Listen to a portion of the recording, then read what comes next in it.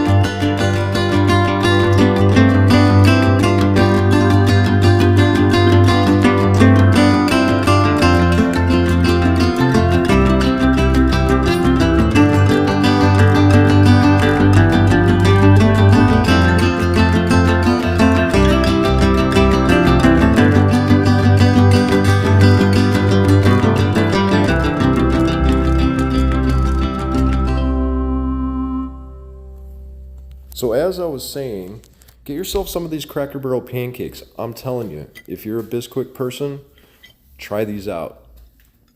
They're so much better. They come out fluffy, basically the same ingredients. Remember, don't use butter. Just get yourself a nice nonstick pan and enjoy. Thanks for watching.